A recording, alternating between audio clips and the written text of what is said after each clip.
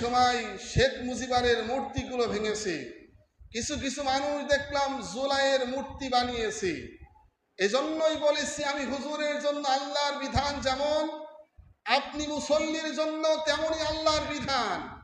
জুলাইয়ের মূর্তি যারা বানিয়েছে, বিভিন্ন মূর্তি যারা বানিয়েছে 2026 সালে, তাদেরকে বলবো আপনি আমলিকের সময় শেখ মুজিবের মূর্তি ভেঙেছেন, সুতরাং সেই মূর্তি ভাঙা আপনার জন্য জায়েজ হয়েছে, আর এখন মূর্তি বানা আপনার জন্য হালাল বলে নাকি? কথা ঠিক কিনা? প্রত্যেকের জন্য একই বিধান, প্রত্যেকের জন্য আল্লাহর হুকুম একই।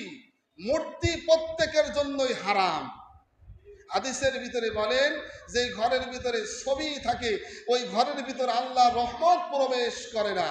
সুতরাং সেই ছবিটা আমি হুজুরের ঘরে থাকলেও আল্লাহ রহমত ঢুকবে না, আপনি মুসল্লির ঘরে যদি থাকে তাও আল্লাহ রহমত ঢুকবে না।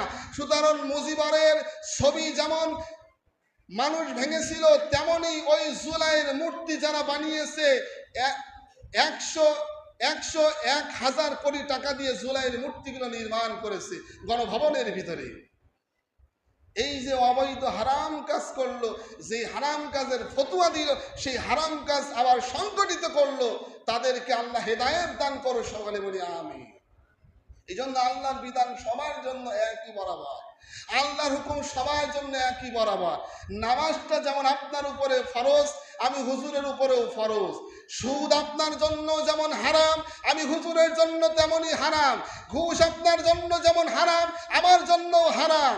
আপনার জন্য যেমন রোজা ফরজ, আমি হুজুরের জন্য ফরজ।